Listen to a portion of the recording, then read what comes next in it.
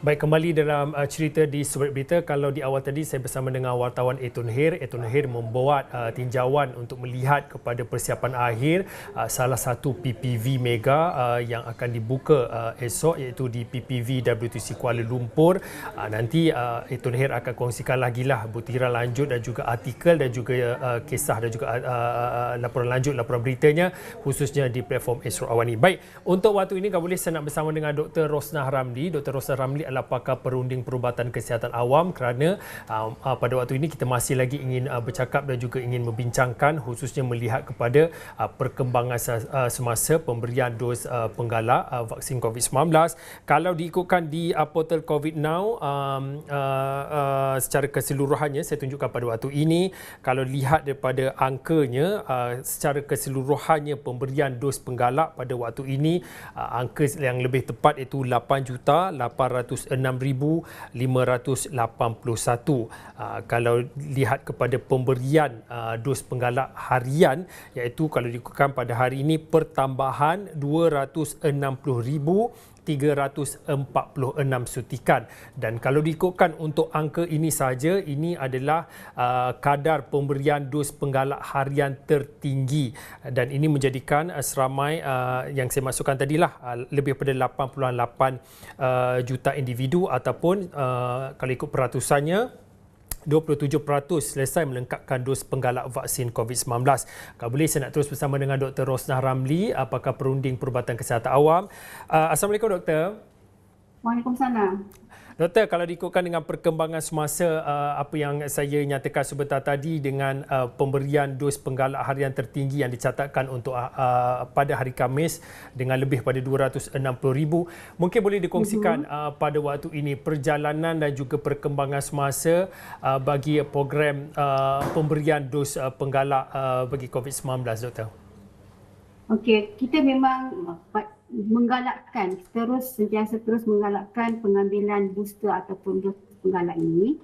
Ya, sebab kita tahu bahawa dos penggalak ini sangat penting sebab dia akan melonjakkan kembali ataupun mengoptimalkan kembali perlindungan kita lah. Sebab sebagaimana yang kita tahu bahawa imuniti yang terbentuk selepas dos kedua ataupun lengkap siri primer kita bergantunglah kepada vaksin jenis apa.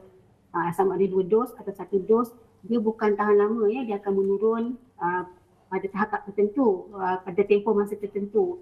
Dan trend ini sebenarnya sama je dengan kalau misalnya ada imuniti ataupun imuniti semula jadi yang terbentuk akibat daripada jangkitan COVID-19. So trend dia sama je, dia tak kekal lama tapi dia akan menurun pada satu tempoh tertentu. Jadi booster ini sangat penting sebab didapati bahawa pengambilan booster ni mampu meningkatkan kembali tahap ketahanan kita dan mengurangkan risiko mendapat gejala teruk dan kematian akibat daripada COVID-19. Tambah pula kita sekarang ni menghadapi varian-varian baru yang membimbangkanlah ya, yang mudah merebak dan sebagainya.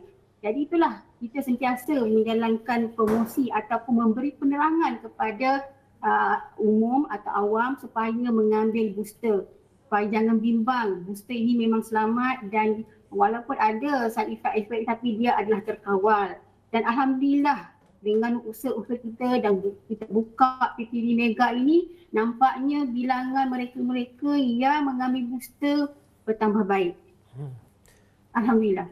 Doktor, mungkin pada waktu ini juga boleh dikongsikan jika kita lihat kepada kejayaan program yang pertamanya bagi program imunisasi COVID-19 dan juga cabaran untuk menggerakkan ataupun melipat gandakan usaha untuk memberi informasi dan juga maklumat berkaitan dengan pentingnya segera ambil dos penggalak ini. Mungkin boleh dikongsikan yang apa yang menjadi cabaran khususnya untuk terus memberi informasi dan juga pendidikan melihat kepada perkembangan semasa. Tadi doktor pun ada katakan adanya varian-varian baru, varian Omicron, dengan kita tak tahu lagi lah apa lagi varian baru yang akan datang.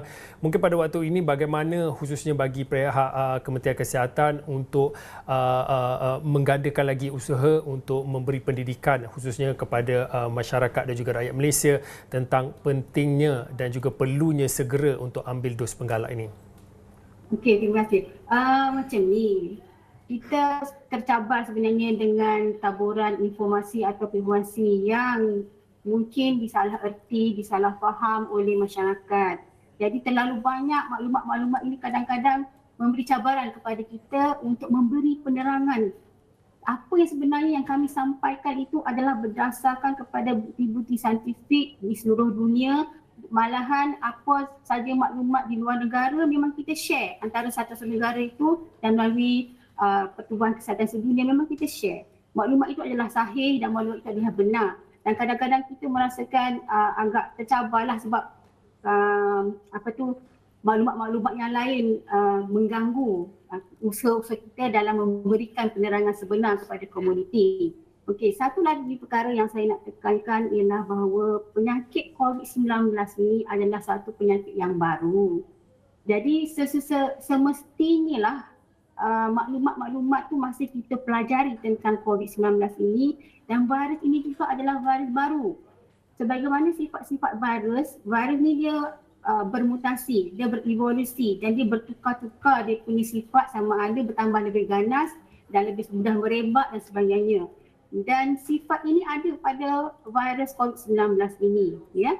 Jadi oleh kerana banyak lagi yang kita perlu belajar tentang COVID-19, jadi sudah tentulah kadang-kadang maklumat ini bila kita terima dan sifat varian-varian ini berubah-ubah, ya, sifat virus ini berubah, dan kita kadang-kadang terpaksa menukar sesuatu strategi ataupun polisi ataupun dasar kita yang dulu kita katakan sebegini, tapi berdasarkan maklumat terkini kita terpaksa mengubah suai supaya kita boleh tackle isu semasa ataupun masalah varian semasa tu tadi. Jadi itu kadang-kadang kalau dulu kata 6 bulan baru ambil booster, sekarang ni dah 3 bulan. Semua itu berdasarkan kepada maklumat yang kita kongsikan, dapatan di seluruh dunia dan juga di dalam negara kita, dan juga perkembangan virus itu sendiri. Jadi maklumat tentang COVID-19 ini dan virus SARS-CoV-2 ini belum stabil.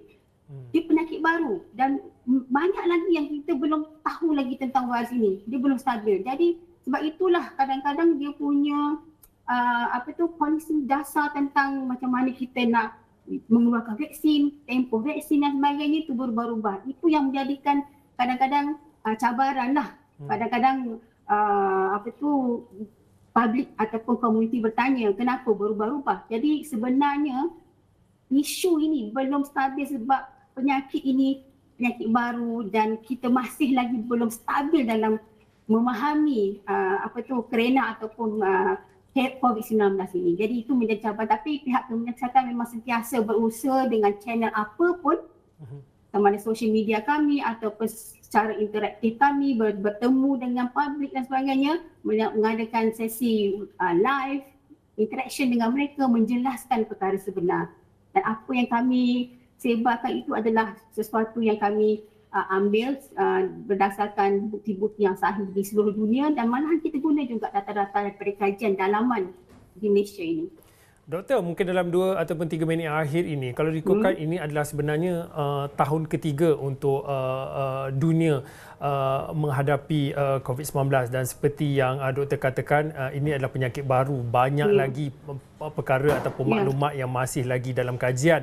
Tetapi untuk tahun ketiga ini, apa sebenarnya iktibar yang perlu kita lihat dalam 2 tahun yang lepas, dan juga apa sebenarnya perkara yang sudah sepatutnya untuk rakyat dan juga masyarakat perlu tahu dan tak perlulah nak dinasihat berkali-kali dan juga berulang-ulang. Apa sebenarnya perkara yang perlu mereka tahu dan perlu mereka amalkan, Doktor?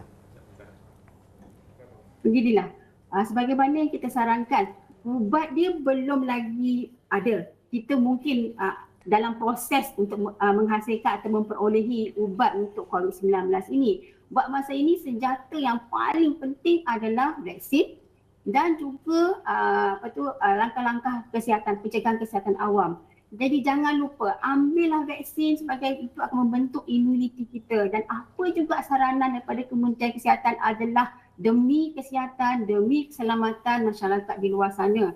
Apa yang kita sarankan sebenarnya memang kita dah kaji, kita dah selidik oleh kumpulan pakar-pakar kita, maka kita dah yakin itulah yang selamat, itulah yang okey untuk komuniti semua. Tapi jangan kita lupa, selagi belum stabil, sebelum ada ubat yang betul-betul boleh di-prescribe, ya.